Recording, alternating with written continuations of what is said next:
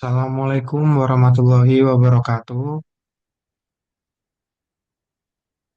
Jadi kali ini kita akan membahas atau diskusi mengenai kondisi perhotelan di Yogyakarta. Langsung aja kita mulai ya. Jadi kita bahas soal kondisi perhotelan di Yogyakarta yang lagi agak bermasalah setelah pandemi ini. Oke, siap. Ya, ya sih menarik juga. Padahal kan Yogyakarta itu kota wisata banget, tapi ternyata hotelnya masih belum pulih sepenuhnya karena efek pandemi. Ya, bahkan juga pas Lebaran aja kan okupansinya itu cuma sekitar 70% gitu. Harusnya itu rame banget kan.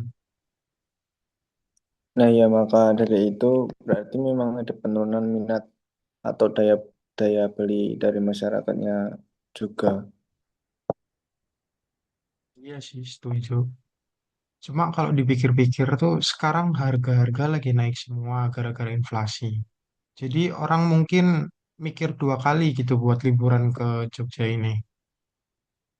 Ya benar banget. Orang jadi lebih fokus ke kebutuhan utama dulu daripada buat liburan.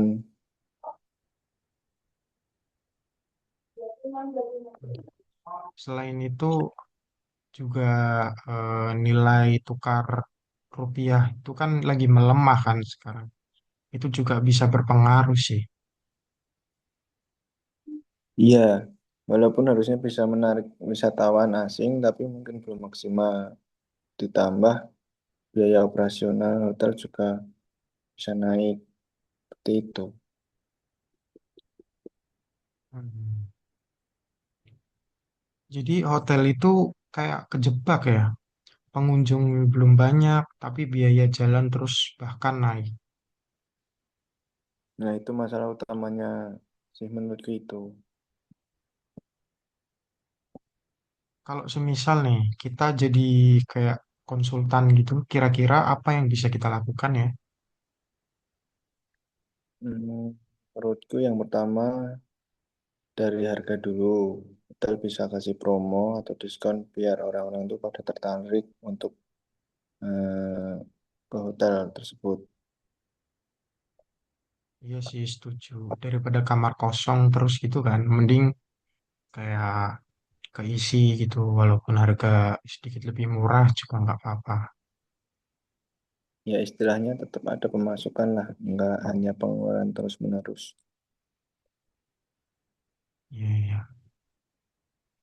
Selain itu, hotel juga bisa bikin paket-paket menarik sih menurutku. Kayak misal paket liburan, kayak terus paket keluarga, ataupun sekalian sama wisata lokalnya gitu mungkin. Nah, itu boleh sih menarik. Jadi bukan cuma nginep, tapi ada dapat pengalaman juga. Seperti itu.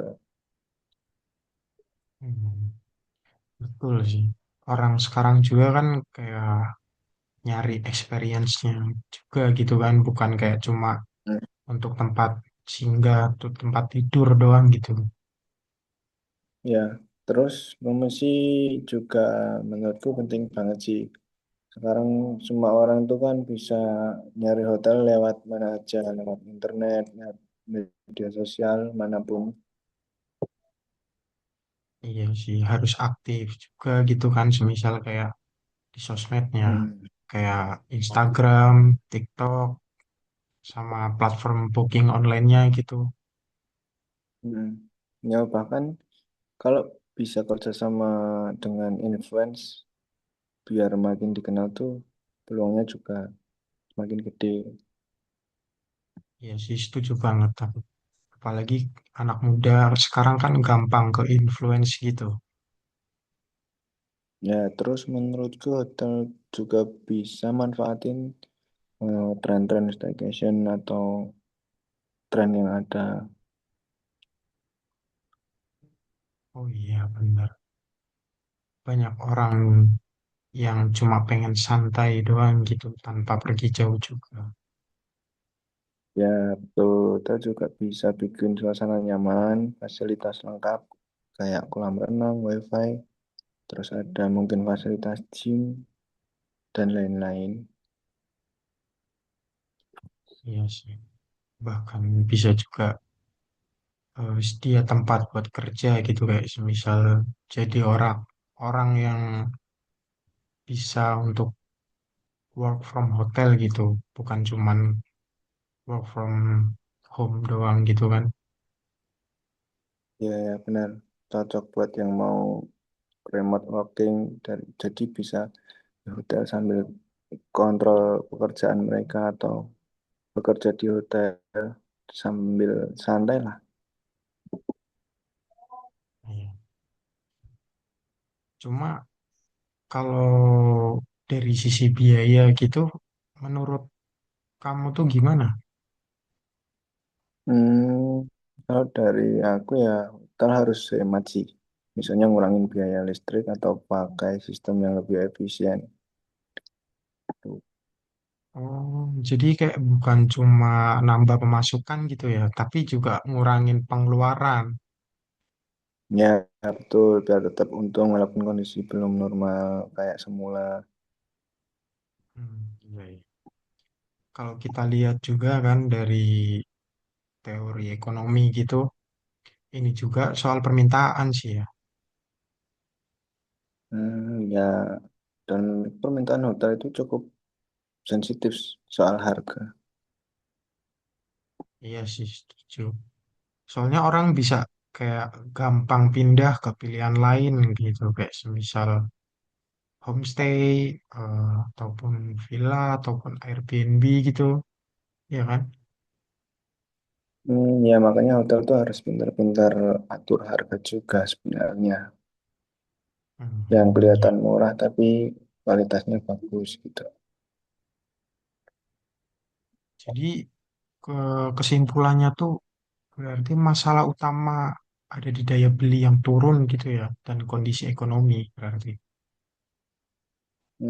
Ya, dan menurutku solusinya ya kombinasi antara promo, inovasi, promosi digital, sama efisiensi biaya. Itu. Iya benar sih. Eh, Kalau semua itu jalan gitu, ya harusnya sih ya bisa pelan-pelan pulih gitu. Ya, semoga aja sektor pariwisata di Jogja bisa bangkit lagi seperti dulu sebelum ada Iya, pandemi lah. iya, iya. Amin, amin. Oke deh, mungkin itu aja ya kayaknya cukup juga untuk diskusi kita gitu untuk hari ini. Siap, siap, siap. Makasih ya, Ri. Ya, makasih juga Juan. Yuk.